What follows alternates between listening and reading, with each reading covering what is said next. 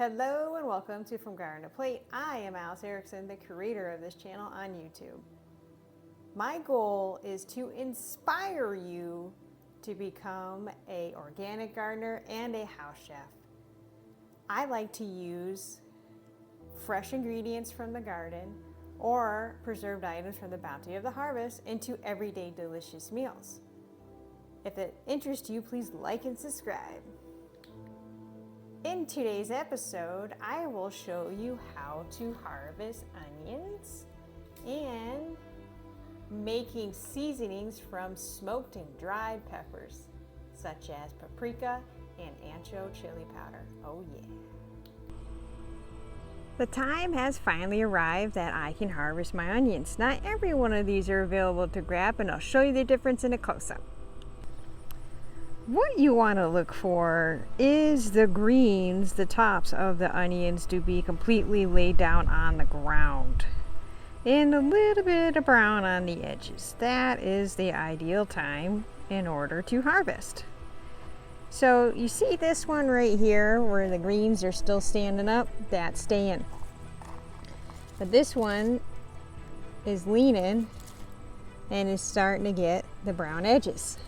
So all you do is you gently come in, do a little wiggle, and gently pull.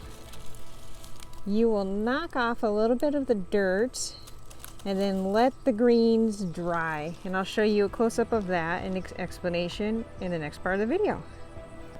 The idea is to try to remove as much dirt as gently as you can.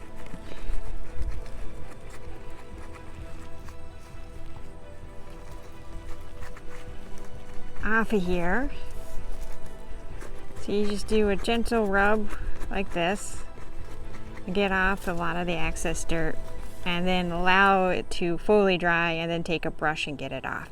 And I'll show you how you want to dry these in just a moment. So what I have here is a table that I set up in my garage. It will be heated in the winter, so therefore the curing time of temperature would be great. Onions take a while to dry out in order to go to storage. What I wanted to show you is you take the onion and the greens and you just lay them out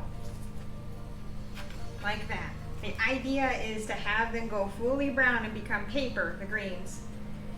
Once that dirt dries, I will use a brush like this and take off all that excess dirt. My shallots have got to that point, so I've already brushed off all of the dirt, and now they're still fully drying and curing for me. From what I understand, garlic itself takes like up to 6 weeks. If you think about that, that's small.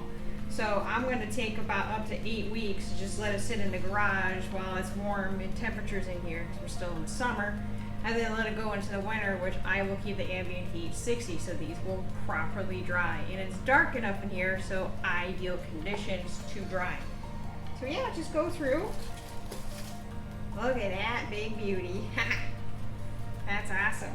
That's a Peterson hybrid. So I will just lay them out so they can dry out. Because these guys are so big, I'll have to flip them occasionally to make sure that they're nice and dry. And that's how you properly harvest and cure your onions.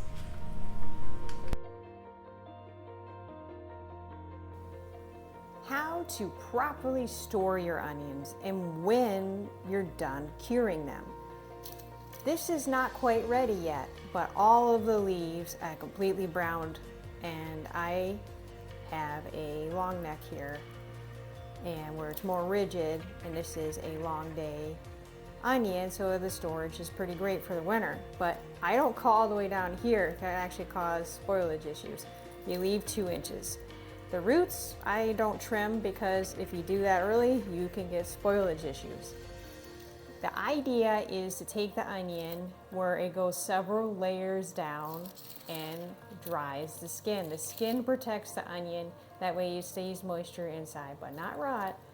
And if you allow this to be wet on wet, what happens? Rot. Don't want that.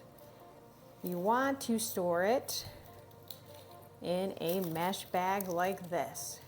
Hang it in an area where it can get a lot of ventilation, preferably no light, but if it has to be a lighted area, make it very far away, way indirect, as little as possible. So you just throw it in, hang it up, let it air dry, and that is that. Excellent, right?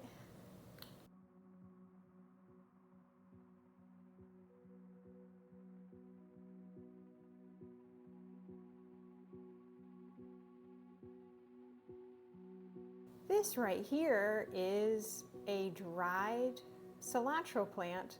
I allow the flowers to be pollinated and become the seeds, and then I harvest them and have coriander. I grind it to a powder and have an amazing seasoning. That's what this is. What I have here is really cool. I use these bags, they're non-BPA, and of course, inside is a desiccant food grade packet. So therefore, there is no moisture issues. But when I dry, I make it bone dry. This right here is a smoked and dried poblano, and that is ancho chili. So I'm going to take this, break it apart, put it in these little cups, and make a powder from my awesome grinder.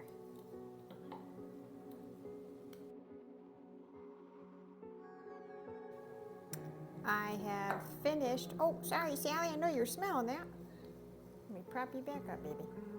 So this is the powder for the ancho chili. Take a nice container like this, which is great for storage, and I will scoop it in with a spoon, because obviously that'd be a huge mess if I did it that way. I will do that shortly. What I have here is pretty cool. I have a ripe Anaheim and ripe bell peppers of different colors, and I smoke them. I like to use hickory in my pellet smoker because it has the best impact when it comes to flavor. So I will grind this up and make paprika. Oh yeah. Paprika doesn't have to be a specific pepper. You can go from mild to hot by what you choose for a pepper. Just make sure it's ripe so you get a pretty color. Oh yeah.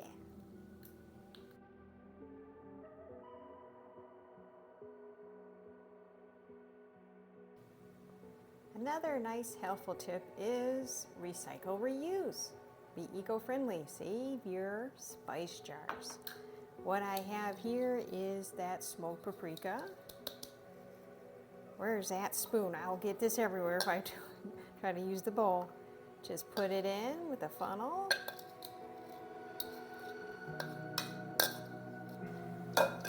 And because this hole is small on the bottom, I like to take a kebab skewer and I'll go right through. And it'll help the powder to go right through, and I will fill the jar. Nothing is more amazing than taking your fresh produce from the garden and tasting it in your seasoning and implementing it into everyday delicious meals. A true bounty of a harvest. Thank you very much for viewing today. Hope to see you soon.